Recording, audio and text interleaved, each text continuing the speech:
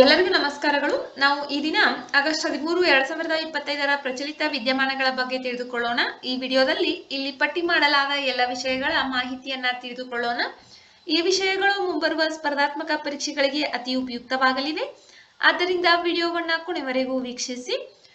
ಇದುವರೆಗೂ ನಮ್ಮ ಚಾನೆಲ್ ಅನ್ನ ಇನ್ನೂ ಯಾರು ಸಬ್ಸ್ಕ್ರೈಬ್ ಮಾಡಿಕೊಂಡಿಲ್ಲವೋ ಅವರು ಸಬ್ಸ್ಕ್ರೈಬ್ ಮಾಡಿಕೊಳ್ಳಿ ಎಂದು ಹೇಳುತ್ತಾ, ಮೊದಲನೇದಾಗಿ ಬಂಡೀಪುರ ಹುಲಿ ಅಭಯಾರಣ್ಯ. ಇದು ನಮ್ಮ ಕರ್ನಾಟಕ ರಾಜ್ಯದಲ್ಲಿರುವ ಹುಲಿ ಅಭಯಾರಣ್ಯವಾಗಿದೆ. ಇದು ಇವಾಗ ಏಕೆ ಸುದ್ದಿಯಲ್ಲಿದೆ ಎಂಬುದನ್ನ ತಿಳಿದುಕೊಳ್ಳೋಣ. ಇತ್ತೀಚೆಗೆ ಬಂಡೀಪುರ ಹುಲಿ ಅಭಯಾರಣ್ಯದಲ್ಲಿ ಕೇರಳದ ಪ್ರವಾಸಿಗರೊಬ್ಬರು ಆನೆ ದಾಳಿಗೆ ಸಿಲುಕಿದ್ದಾರೆ. ಆದ್ದರಿಂದ ಈ ಅಭಯಾರಣ್ಯ ಸುದ್ದಿಯಲ್ಲಿದೆ.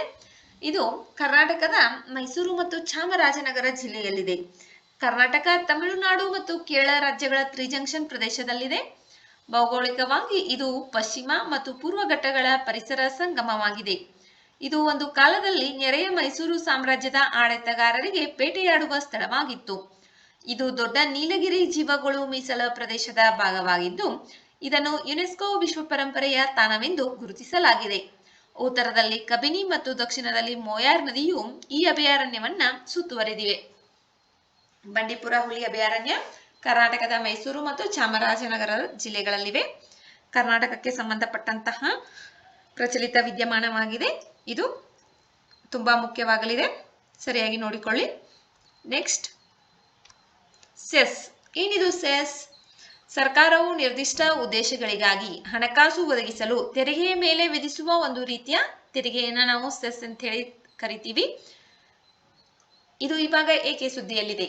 2023-24ರ ಹೊತ್ತಿಗೆ ಕೇಂದ್ರ ಸರ್ಕಾರವು 3.69 ಲಕ್ಷ ಕೋಟಿ ರೂಪಾಯಿ ಮೌಲ್ಯದ ಸೆಸ್ ಸಂಗ್ರಹವನ್ನ ಜಾರಿಗೆ ತಂದ ಸಂಬಂಧಿತ ನಿಧಿಗೆ ವರ್ಗಾಯಿಸಲು ವಿಫಲವಾಗಿದೆ ಎಂದು ಕಂಟ್ರೋಲರ್ ಅಂಡ್ ಆಡಿಟರ್ ಜನರಲ್ ಕಂಡುಕೊಂಡಿದ್ದಾರೆ. ಆದ್ದರಿಂದ ಇದು ಸುದ್ದಿಯಲ್ಲಿದೆ.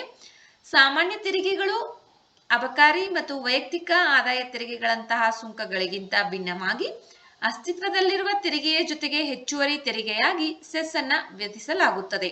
ಅಂದರೆ ಇದು ತೆರಿಗೆಯ ಮೇಲಿನ ತೆರಿಗೆ. ಉದಾಹರಣೆಗೆ, ಭಾರತದಾದ್ಯಂತ ಕೈಗೊಳ್ಳುತ್ತಿರುವ ಸ್ವಚ್ಛತಾ ಚಟುವಟಿಕೆಗಳಿಗಾಗಿ ಸರ್ಕಾರವು ಸ್ವಚ್ಛ ಭಾರತ್ ಸೆಸ್ ಅನ್ನ ವಿಧಿಸುತ್ತದೆ. ಸಾಮಾನ್ಯವಾಗಿ ದಿನನಿತ್ಯ ಸಾರ್ವಜನಿಕರು ಪಾವತಿಸುವ ಸೆಸ್ ಅನ್ನು ಅವರು ಪಾವತಿಸುವ ಒಟ್ಟು ತೆರಿಗೆಯ ಭಾಗವಾಗಿ ಪಾವತಿಸುವ ಮೂಲ ತೆರಿಗೆ ಹೊಣೆಗಾರಿಕೆ ಸೇರಿಸಲಾಗುತ್ತದೆ. ತೆರಿಗೆ ಮತ್ತು ಸೆಸ್ ನಡುವಿನ ವ್ಯತ್ಯಾಸ. ಸೆಸ್ ತೆರಿಗೆಗಳಿಗಿಂತ ಭಿನ್ನವಾಗಿದೆ, ಏಕೆಂದರೆ ಇದನ್ನು ಅಸ್ತಿತ್ವದಲ್ಲಿರುವ ತೆರಿಗೆಯ ಜೊತೆಗೆ ಹೆಚ್ಚುವರಿ ತೆರಿಗೆಯಾಗಿ ವಿಧಿಸಲಾಗುತ್ತದೆ. ಸೆಸ್ನಿಂದ ವಸೂಲಿ ಮಾಡುವ ಆದಾಯವನ್ನ ನಿರ್ವಹಿಸುವ ವಿಧಾನ ತೆರಿಗೆಗಿಂತ ಭಿನ್ನವಾಗಿದೆ. ಆದಾಯ ತೆರಿಗೆಯಂತಹ ತೆರಿಗೆಗಳಿಂದ ಬರುವ ಆದಾಯವನ್ನ ಭಾರತದ ಏಕೀಕೃತ ನಿಧಿಯಲ್ಲಿ ಇರಿಸಲಾಗುತ್ತದೆ. ಕನ್ಸಾಲಿಡೇಟೆಡ್ ಫಂಡ್ ಆಫ್ ಇಂಡಿಯಾ ಇದರಲ್ಲಿ ಇರಿಸಲಾಗುತ್ತದೆ. ಸರ್ಕಾರವು ಇದನ್ನು ಸೂಕ್ತವೆಂದು ಭಾವಿಸುವ ಯಾವುದೇ ಉದ್ದೇಶಗಳಿಗಾಗಿ ಬಳಸಬಹುದು. ಸೆಸ್ನಿಂದ ಬರುವ ಆದಾಯವನ್ನ ಮೊದಲು ಏಕೀಕೃತ ನಿಧಿಗೆ ಜಮಾ ಮಾಡಲಾಗುತ್ತದೆ ಮತ್ತು ನಂತರ ಸರ್ಕಾರವು ಸಂಸತ್ತಿನಿಂದ ಸರಿಯಾದ ಹಂಚಿಕೆಯ ನಂತರ ಇದನ್ನು ನಿರ್ದಿಷ್ಟ ಉದ್ದೇಶಕ್ಕಾಗಿ ಬಳಸಿಕೊಳ್ಳಬಹುದು. ಕೇಂದ್ರ ತೆರಿಗೆಗಳು ಮತ್ತು ಸೆಸ್ ನಡುವಿನ ಮತ್ತೊಂದು ಪ್ರಮುಖ ವ್ಯತ್ಯಾಸವೆಂದರೆ ಸೆಸ್ನ ಆದಾಯವನ್ನ ರಾಜ್ಯ ಸರ್ಕಾರಗಳೊಂದಿಗೆ ಹಂಚಿಕೊಳ್ಳಬಹುದು ಅಥವಾ ಹಂಚಿಕೊಳ್ಳದೇ ಇರಬಹುದು. ಆದರೆ ತೆರಿಗೆಗಳ ಆದಾಯವನ್ನ ಹಂಚಿಕೊಳ್ಳಬೇಕಾಗುತ್ತದೆ.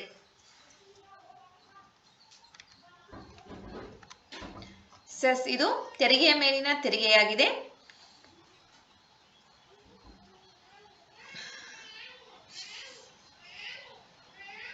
ನೆಕ್ಸ್ಟ್,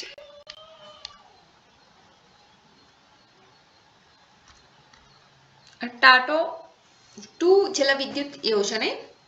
ಇದು ಯಾವ ರಾಜ್ಯದಲ್ಲಿದೆ, ಇದು ಇವಾಗ ಏಕೆ ಸುದ್ದಿಯಲ್ಲಿದೆ ಎಂಬುದನ್ನು ತಿಳಿದುಕೊಳ್ಳೋಣ. ಅರುಣಾಚಲ್ ಪ್ರದೇಶದ ಶಿಯೋಮಿ ಜಿಲ್ಲೆಯಲ್ಲಿ 700 ಮೆಗಾವ್ಯಾಟ್ ಟಾಟಾ 2 ಜಲವಿದ್ಯುತ್ ಯೋಜನೆಯ ನಿರ್ಮಾಣಕ್ಕಾಗಿ 8,146.21 ಕೋಟಿ ರೂಪಾಯಿಗಳ ಹೂಡಿಕೆ ಪ್ರಸ್ತಾವನೆಯನ್ನ ಆರ್ಥಿಕ ವ್ಯವಹಾರಗಳ ಸಂಪುಟ ಸಮಿತಿ ಇತ್ತೀಚೆಗೆ ಅನುಮೋದಿಸಿದೆ. ಆದ್ದರಿಂದ ಈ ಯೋಜನೆ ಸುದ್ದಿಯಲ್ಲಿದೆ.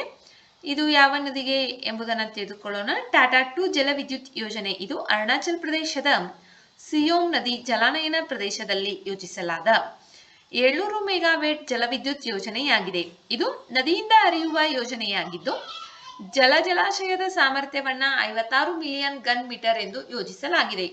ಈ ಯೋಜನೆಯು 4 ಟರ್ಬೈನ್ಗಳನ್ನ ಒಳಗೊಂಡಿದ್ದು ಪ್ರತಿಯೊಂದು 175 ಮೆಗಾವ್ಯಾಟ್ ನಾಮಫಲಕ ಸಾಮರ್ಥ್ಯವನ್ನ ಹೊಂದಿದೆ. ಇದು 2738.06 ಮಿಲಿಯನ್ ಯೂನಿಟ್ ವಿದ್ಯುತ್ ಉತ್ಪಾದಿಸುವ ನಿರೀಕ್ಷೆ ಇದೆ. ಈ ಯೋಜನೆಯಿಂದ ಉತ್ಪತ್ತಿಯಾಗುವ ವಿದ್ಯುತ್ ಅರುಣಾಚಲ ಪ್ರದೇಶ ರಾಜ್ಯದಲ್ಲಿ ವಿದ್ಯುತ್ ಪೂರೈಕೆಯ ಸ್ಥಿತಿಯನ್ನ ಸುಧಾರಿಸಲು ಸಹಾಯ ಮಾಡುತ್ತದೆ. ರಾಷ್ಟ್ರೀಯ ಗ್ರಿಡ್ ಅನ್ನು ಸಮತೋಲನಗೊಳಿಸಲು ಸಹಾಯ ಮಾಡುತ್ತದೆ. ಈ ಯೋಜನೆಯನ್ನು north eastern electric power corporation limited ಮತ್ತು ಅರುಣಾಚಲ ಪ್ರದೇಶದ ಜಂಟಿ ಸಹಭಾಗಿತ್ವ ಮೂಲಕ ಕಾರ್ಯಗತಗೊಳಿಸಲಾಗುವುದು. ಈ ಯೋಜನೆಗೆ 8,146.21 ಕೋಟಿ ರೂಪಾಯಿಗಳು ವೆಚ್ಚವಾಗಲಿದೆ. ಟಾಟಾ 2 ಜಲವಿದ್ಯುತ್ ಯೋಜನೆ ಇದು ಅರುಣಾಚಲ ಪ್ರದೇಶದ ಸಿಯೋಮ್ ನದಿ ಜಲಾನಯನ ಪ್ರದೇಶದಲ್ಲಿ ಯೋಜಿಸಲಾದ 700 ಮೆಗಾವ್ಯಾಟ್ ಜಲವಿದ್ಯುತ್ ಯೋಜನೆಯಾಗಿದೆ. ಇದಕ್ಕೆ ಆರ್ಥಿಕ ವ್ಯವಹಾರಗಳ ಸಂಪುಟ ಸಮಿತಿಯಿಂದ ಇತ್ತೀಚೆಗೆ ಅನುಮೋದನೆ ದೊರೆತಿದೆ. ಆದ್ದರಿಂದ ಇದು ಸುದ್ದಿಯಲ್ಲಿದೆ. ನೆಕ್ಸ್ಟ್, ಆರ್ಬಿಟಿಂಗ್ ಇಂಗಾಲ ವೀಕ್ಷಣಾಲಯಗಳು ಕಾರ್ಯಕ್ರಮ OCO. ಇತ್ತೀಚೆಗೆ ಟ್ರಂಪ್ ಆಡಳಿತವು ನಾಸಾದ ಆರ್ಬಿಟಿಂಗ್ ಕಾರ್ಬನ್ ಅಬ್ಸರ್ವೇಟರಿಗಳು ಕಾರ್ಯಕ್ರಮಗಳನ್ನು ಸ್ಥಗಿತಗೊಳಿಸಲು ಕೇಳಿಕೊಂಡಿತು.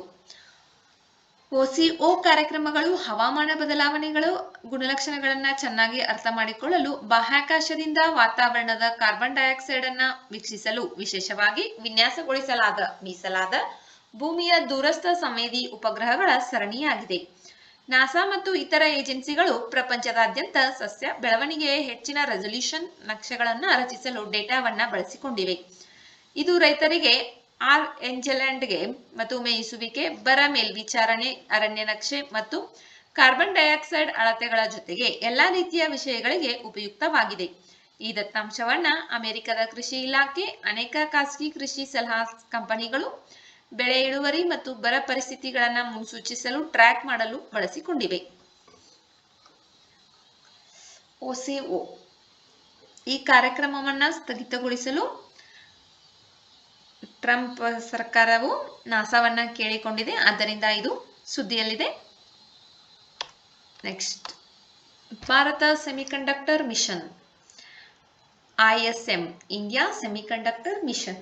ಭಾರತ ಸೆಮಿಕಂಡಕ್ಟರ್ ಮಿಷನ್ ಅಡಿಯಲ್ಲಿ ಒಡಿಶಾ, ಪಂಜಾಬ್ ಮತ್ತು ಆಂಧ್ರಪ್ರದೇಶ ರಾಜ್ಯಗಳಲ್ಲಿ 4 ಹೆಚ್ಚುವರಿ ಸೆಮಿಕಂಡಕ್ಟರ್ ಉತ್ಪಾದನಾ ಯೋಜನೆಗಳಿಗೆ ಸರ್ಕಾರ ಇತ್ತೀಚೆಗೆ ಅನುಮೋದನೆ ನೀಡಿದೆ. ಆದ್ದರಿಂದ ISM ಸುದ್ದಿಯಲ್ಲಿದೆ. ಭಾರತ ಸೆಮಿಕಂಡಕ್ಟರ್ ಮಿಷನ್ ಇದು ಭಾರತ ಸರ್ಕಾರದ ಎಲೆಕ್ಟ್ರಾನಿಕ್ಸ್ ಮತ್ತು ಮಾಹಿತಿ ತಂತ್ರಜ್ಞಾನ ಸಚಿವಾಲಯದ ಅಡಿಯಲ್ಲಿ ಬರುವ ವಿಶೇಷ ಮತ್ತು ಸ್ವತಂತ್ರ ಸಂಸ್ಥೆಯಾಗಿದೆ. ಇದು ಡಿಜಿಟಲ್ ಇಂಡಿಯಾ ಕಾರ್ಪೊರೇಷನ್ಗಳೊಳಗಿನ ಸ್ವತಂತ್ರ ವ್ಯವಹಾರ ವಿಭಾಗವಾಗಿದೆ. ಎಲೆಕ್ಟ್ರಾನಿಕ್ಸ್ ಉತ್ಪಾದನೆ ಮತ್ತು ವಿನ್ಯಾಸಕ್ಕಾಗಿ ಜಾಗತಿಕ ಕೇಂದ್ರವಾಗಿ ಭಾರತ ಹೊರಹೊಮ್ಮಲು ಅನುವು ಮಾಡಿಕೊಡಲು ಒಂದು ರೋಮಾಂಚಕ ಅರೆವಾಹಕ ಪ್ರದರ್ಶನ ಪರಿಸರ ವ್ಯವಸ್ಥೆಯನ್ನು ನಿರ್ಮಿಸುವ ಗುರಿಯನ್ನ ಇದು ಹೊಂದಿದೆ. ISM ಎಲ್ಲ ಆಡಳಿತಾತ್ಮಕ ಮತ್ತು ಆರ್ಥಿಕ ಅಧಿಕಾರಗಳನ್ನ ಹೊಂದಿದೆ. ಉತ್ಪಾದನೆ, ಪ್ಯಾಕೇಜಿಂಗ್, ವಿನ್ಯಾಸದಲ್ಲಿ ಭಾರತದ ಸೆಮಿಕಂಡಕ್ಟರ್ ಪರಿಸರ ವ್ಯವಸ್ಥೆಯನ್ನ ವೇಗವರ್ಧಿಸುವ ಜವಾಬ್ದಾರಿಯನ್ನ ಹೊಂದಿದೆ. ISM ಅರೆವಾಹಕಗಳ ಕ್ಷೇತ್ರದಲ್ಲಿ ಕೆಲವು ಪ್ರಮುಖ ಜಾಗತಿಕ ತಜ್ಞರನ್ನು ಒಳಗೊಂಡ ಸಲಹಾ ಮಂಡಳಿಗಳನ್ನ ಹೊಂದಿದೆ. ಭಾರತದಲ್ಲಿ ಅರೆವಾಹಕ ಮತ್ತು ಉತ್ಪಾದನಾ ಪರಿಸರ ವ್ಯವಸ್ಥೆಯ ಅಭಿವೃದ್ಧಿಗಾಗಿ ಕಾರ್ಯಕ್ಷಮದ, ದಕ್ಷ, ಸುಸಂಬದ್ಧ ಮತ್ತು ಸುಗಮ ಅನುಷ್ಠಾನಕ್ಕೆ ISM ನೋಡಲ್ ಏಜೆನ್ಸಿಯಾಗಿ ಕಾರ್ಯನಿರ್ವಹಿಸುತ್ತದೆ. ಸೆಮಿಕಾನ್ ಇಂಡಿಯಾ ಕಾರ್ಯಕ್ರಮದ ಅಡಿಯಲ್ಲಿ ಅನುಮೋದಿಸಲಾದ ಯೋಜನೆಗಳಿಗೆ ISM ನೋಡಲ್ ಏಜೆನ್ಸಿಯಾಗಿ ಕಾರ್ಯನಿರ್ವಹಿಸುತ್ತದೆ. ಈ ಸೆಮಿಕಾನ್ ಇಂಡಿಯಾ ಬಗ್ಗೆ ತಿಳಿದುಕೊಳ್ಳೋಣ.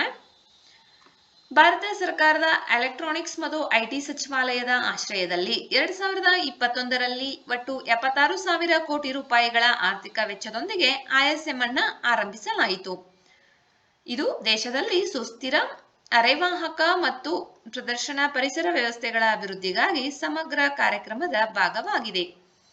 ಈ ಕಾರ್ಯಕ್ರಮವು ಅರೆವಾಹಕಗಳು, ಪ್ರದರ್ಶನ, ಉತ್ಪಾದನೆ ಮತ್ತು ವಿನ್ಯಾಸ ಪರಿಸರ ವ್ಯವಸ್ಥೆಯಲ್ಲಿ ಹೂಡಿಕೆ ಮಾಡುವ ಕಂಪನಿಗಳಿಗೆ ಆರ್ಥಿಕ ನೆರವು ನೀಡುವ ಗುರಿಯನ್ನ ಹೊಂದಿದೆ.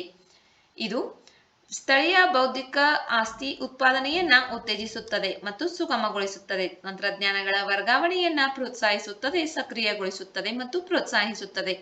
ಈ ಕಾರ್ಯಕ್ರಮದ ಅಡಿಯಲ್ಲಿ ಈ ಕೆಳಗಿನ ಯೋಜನೆಗಳನ್ನ ಪರಿಚಯಿಸಲಾಗಿದೆ. ಭಾರತದಲ್ಲಿ ಸೆಮಿಕಂಡಕ್ಟರ್ ಫ್ಯಾಬ್ಗಳನ್ನು ಸ್ಥಾಪಿಸುವ ಯೋಜನೆ, ಭಾರತದಲ್ಲಿ ಡಿಸ್ಪ್ಲೇ ಫ್ಯಾಬ್ಗಳನ್ನು ಸ್ಥಾಪಿಸುವ ಯೋಜನೆ, ಭಾರತದಲ್ಲಿ ಸಂಯುಕ್ತ ಅರೆವಾಹಕಗಳು, ಸಿಲಿಕಾನ್ ಫೋಟೋನಿಕ್ಸ್, ಸೆನ್ಸರ್ ಫ್ಯಾಬ್ ಮತ್ತು ಸೆಮಿಕಂಡಕ್ಟರ್ ಅಸೆಂಬ್ಲಿ, ಪರೀಕ್ಷೆ, ಗುರುತು ಮತ್ತು ಪ್ಯಾಕೇಜಿಂಗ್ ಸೌಲಭ್ಯಗಳನ್ನು ಸ್ಥಾಪಿಸುವ ಯೋಜನೆ.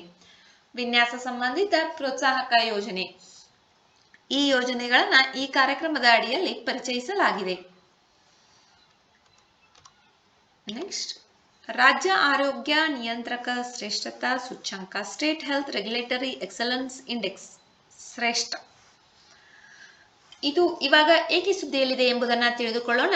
ಇತ್ತೀಚೆಗೆ ಕೇಂದ್ರ ಆರೋಗ್ಯ ಕಾರ್ಯದರ್ಶಿಯವರು ರಾಜ್ಯ ಆರೋಗ್ಯ ನಿಯಂತ್ರಣ ಶ್ರೇಷ್ಠತಾ ಸೂಚ್ಯಂಕವನ್ನ ವಾಸ್ತವಿಕವಾಗಿ ಬಿಡುಗಡೆ ಮಾಡಿದರು. ಆದ್ದರಿಂದ ಇದು ಸುದ್ದಿಯಲ್ಲಿದೆ.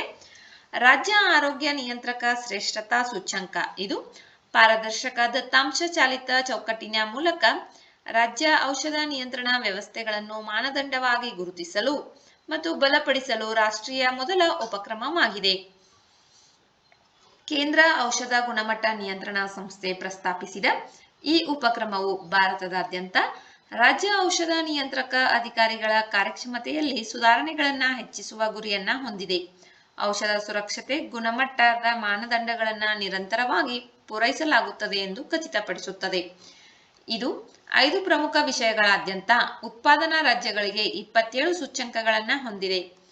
ಮಾನವ ಸಂಪನ್ಮೂಲಗಳು, ಮೂಲಸೌಕರ್ಯ, ಪರವಾನಗಿ ಚಟುವಟಿಕೆಗಳು, ಕಣ್ಗಾವಲು ಚಟುವಟಿಕೆಗಳು ಇತ್ಯಾದಿ. ಈ 5 ಪ್ರಮುಖ ವಿಷಯಗಳಾದ್ಯಂತ ಇದು 27 ಸೂಚ್ಯಂಕಗಳನ್ನು ಹೊಂದಿದೆ. ರಾಜ್ಯಗಳು ಪೂರ್ವ ನಿರ್ಧರಿತ ಮೆಟ್ರಿಕ್ ಡೇಟಾವನ್ನು CDSCOಗೆ ಸಲ್ಲಿಸುತ್ತದೆ. ಇದನ್ನ ಪ್ರತಿ ತಿಂಗಳ 25ನೇ ತಾರೀಕಿನೊಳಗೆ ಸಂಗ್ರಹಿಸಲಾಗುತ್ತದೆ. ಈ ಮೆಟ್ರಿಕ್ಗಳನ್ನು ಮುಂದಿನ ತಿಂಗಳ 1ನೇ ತಾರೀಕಿನಿಂದ ಸ್ಕೋರ್ ಮಾಡಲಾಗುತ್ತದೆ. ಎಲ್ಲ ರಾಜ್ಯಗಳು ಮತ್ತು ಕೇಂದ್ರಾಡಳಿತ ಪ್ರದೇಶಗಳೊಂದಿಗೆ ಹಂಚಿಕೊಳ್ಳಲಾಗುತ್ತದೆ. CDSCO central drugs standard control organisation.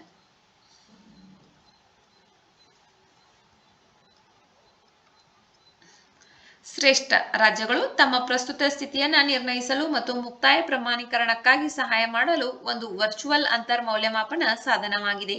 ಈ ಸೂಚ್ಯಂಕವು ರಾಜ್ಯಗಳಾದ್ಯಂತ ಮಾನವ ಸಂಪನ್ಮೂಲ, ಮೂಲಸೌಕರ್ಯ ಡಿಜಿಟಲೀಕರಣದಲ್ಲಿ ಗುರಿ ಸುಧಾರಣೆಗಳನ್ನು ಸಕ್ರಿಯಗೊಳಿಸುತ್ತದೆ. ಭೌಗೋಳಿಕತೆಯನ್ನ ಲೆಕ್ಕಿಸದೆ ಪ್ರತಿಯೊಬ್ಬ ಭಾರತೀಯನಿಗೂ ಔಷಧ ಸುರಕ್ಷತೆಯನ್ನ ಖಾತರಿಪಡಿಸುತ್ತದೆ. ನೆಕ್ಸ್ಟ್, UNDP ಸಮಭಾಜಕ ಉಪಕ್ರಮ ಪ್ರಶಸ್ತಿ. UNDP ಇಕ್ವಟರ್ ಇನಿಷಿಯೇಟಿವ್ ಅವಾರ್ಡ್ ಇದು ನಮ್ಮ ಕರ್ನಾಟಕ ರಾಜ್ಯದ ಕುಂದಗೋಳ ತಾಲೂಕಿನ ಒಂದು ಸಣ್ಣ ಹಳ್ಳಿಯ ಸ್ವಸಹಾಯ ಗುಂಪು ಈ ಪ್ರಶಸ್ತಿಯನ್ನ ಪಡೆದುಕೊಂಡಿದೆ. ಆದ್ದರಿಂದ ಇದು ಸುದ್ದಿಯಲ್ಲಿದೆ. ಇದು ನಮ್ಮ ರಾಜ್ಯಕ್ಕೆ ಸಂಬಂಧಪಟ್ಟಂತ ಒಂದು ಪ್ರಚಲಿತ ವಿದ್ಯಮಾನವಾಗಿದ್ದು ಇದು ತುಂಬಾ ಮುಖ್ಯವಾಗಲಿದೆ. UNDP ಸಮಭಾಜಕ ಉಪಕ್ರಮ ಪ್ರಶಸ್ತಿ ಇದನ್ನ ವಿಶ್ವಸಂಸ್ಥೆಯ ಅಭಿವೃದ್ಧಿ ಕಾರ್ಯಕ್ರಮದ ಸಮಭಾಜಕ ಉಪಕ್ರಮದ ಅಡಿಯಲ್ಲಿ ಪ್ರಸ್ತುತಪಡಿಸಲಾಗಿದೆ. UNDP ಅಂತಾರಾಷ್ಟ್ರೀಯ ಅಭಿವೃದ್ಧಿಯ ಕುರಿತಾದ ವಿಶ್ವಸಂಸ್ಥೆಯ ಪ್ರಮುಖ ಸಂಸ್ಥೆಯಾಗಿದೆ. ಬಡತನ ನಿರ್ಮೂಲನೆಗೆ, ಹವಾಮಾನ ಬದಲಾವಣೆಯ ಕುರಿತಾದ ಪ್ಯಾರಿಸ್ ಒಪ್ಪಂದವನ್ನ ಜಾರಿಗೆ ತರಲು ಕೆಲಸ ಮಾಡುವ ದೇಶಗಳು ಮತ್ತು ಸಮುದಾಯಗಳನ್ನ ಇದು ಬೆಂಬಲಿಸುತ್ತದೆ. ಜೀವ ವೈವಿಧ್ಯ ಸಂರಕ್ಷಣೆ ಮತ್ತು ಸುಸ್ಥಿರ ಬಳಕೆಯ ಮೂಲಕ ಬಡತನವನ್ನ ಕಡಿಮೆ ಮಾಡಲು ಅತ್ಯುತ್ತಮ ಸಮುದಾಯ ಪ್ರಯತ್ನಗಳನ್ನು ಗುರುತಿಸಲು ಇದನ್ನು ದ್ವೈವಾರ್ಷಿಕವಾಗಿ ನೀಡಲಾಗುತ್ತದೆ. UNDPಯ ಪ್ರಧಾನ ಕಚೇರಿ ನ್ಯೂಯಾರ್ಕ್ನಲ್ಲಿದೆ. ಇದನ್ನು ಜೀವ ವೈವಿಧ್ಯ ಸಂರಕ್ಷಣೆಗಾಗಿ ನೊಬೆಲ್ ಪ್ರಶಸ್ತಿ ಎಂದು ಕರೆಯಲಾಗುತ್ತದೆ. ಪ್ರಶಸ್ತಿಯು $10,000 ನಗದು ಬಹುಮಾನವನ್ನ ಒಳಗೊಂಡಿದೆ. ಈ ವರ್ಷದ ಪ್ರಶಸ್ತಿ ಆಯ್ಕೆಯು ಪ್ರಕೃತಿ ಆಧಾರಿತ ಹವಾಮಾನ ಕ್ರಿಯೆಗಾಗಿ ಮಹಿಳೆಯರು ಮತ್ತು ಯುವ ನಾಯಕತ್ವ ಎಂಬ ವಿಷಯವನ್ನ ಆಧರಿಸಿದೆ. ಅರ್ಹತೆಯ ಮಾನದಂಡಗಳು: ಈ ಉಪಕ್ರಮವು ಕನಿಷ್ಠ 3 ವರ್ಷಗಳ ಕಾಲ ಅಸ್ತಿತ್ವದಲ್ಲಿರಬೇಕು ಅಥವಾ ತೆಗೆದುಕೊಂಡ ಕ್ರಮಗಳು ಕನಿಷ್ಠ 3 ವರ್ಷಗಳ ಕಾಲ ಜಾರಿಯಲ್ಲಿರಬೇಕು. ನಾಮನಿರ್ದೇಶಿತರು ಗ್ರಾಮೀಣ ಪ್ರದೇಶದಲ್ಲಿ ಕಾರ್ಯನಿರ್ವಹಿಸುತ್ತಿರುವ ಸ್ಥಳೀಯ ಸಮುದಾಯ ಆಧಾರಿತ ಗುಂಪಾಗಿರಬೇಕು. ವಿಶ್ವಸಂಸ್ಥೆಯ ಅಭಿವೃದ್ಧಿ ಕಾರ್ಯಕ್ರಮದಿಂದ ಬೆಂಬಲ ಪಡೆಯುವ ದೇಶದಲ್ಲಿ ನೆಲೆಸಿರಬೇಕು. ಗ್ರಾಮೀಣ ಪ್ರದೇಶದಲ್ಲಿ ಕಾರ್ಯನಿರ್ವಹಿಸುತ್ತಿರುವ ಯಾವುದೇ ದೇಶದಲ್ಲಿ ಸ್ಥಳೀಯ ಜನರ ಸಮುದಾಯವಾಗಿರಬೇಕು. ತೆಗೆದುಕೊಳ್ಳುವ ಕ್ರಮಗಳು ಪ್ರಕೃತಿಯ ಆಧಾರಿತವಾಗಿರಬೇಕು. 2 ಅಥವಾ ಹೆಚ್ಚಿನ ಸುಸ್ಥಿರ ಅಭಿವೃದ್ಧಿ ಗುರಿಗಳಿಗೆ ಸಂಬಂಧಿಸಿದ ಪ್ರಯೋಜನಗಳನ್ನು ನೀಡಬೇಕು. UNDP ಸಮಭಾಜಕ ಉಪಕ್ರಮ ಪ್ರಶಸ್ತಿ ಇತ್ತೀಚೆಗೆ ಕುಂದಗೋಳ ತಾಲೂಕಿನ ಒಂದು ಹಳ್ಳಿಯ ಸ್ವಸಹಾಯ ಗುಂಪಿಗೆ ದೊರೆತಿದೆ. ಇದನ್ನ ಜೀವ ವೈವಿಧ್ಯ ಸಂರಕ್ಷಣೆಗಾಗಿ ನೊಬೆಲ್ ಪ್ರಶಸ್ತಿ ಎಂದು ಕರೆಯಲಾಗುತ್ತದೆ. UNDPಯ ಪ್ರಧಾನ ಕಚೇರಿ ನ್ಯೂಯಾರ್ಕ್ನಲ್ಲಿದೆ. ನೆಕ್ಸ್ಟ್, ಚಾಗಸ್ ಕಾಯಿಲೆ.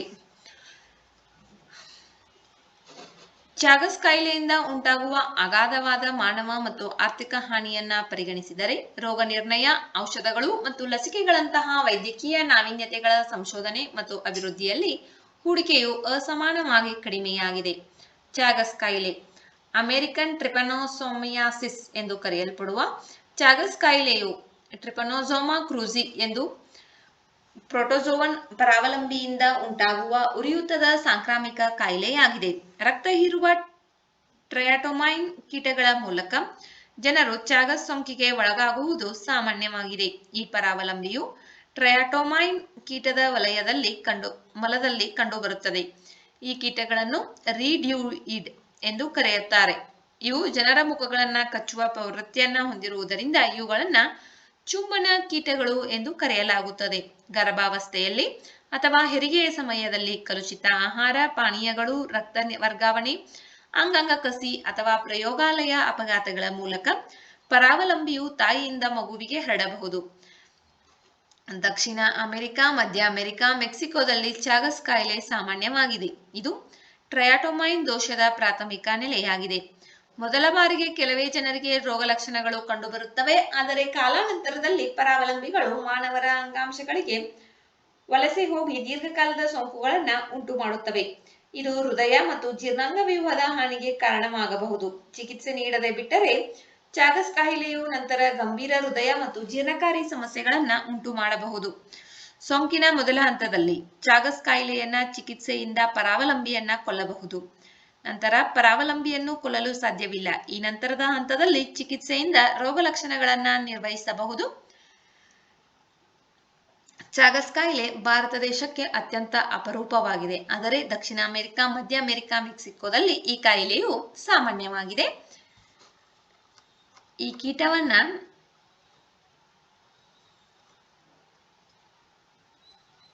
ಚುಂಬನ ಕೀಟಗಳು ಎಂದು ಕರೆಯಲಾಗುತ್ತದೆ. ವಿಡಿಯೋದಲ್ಲಿರುವ ಮಾಹಿತಿ ಉಪಯುಕ್ತವೆನಿಸಿದರೆ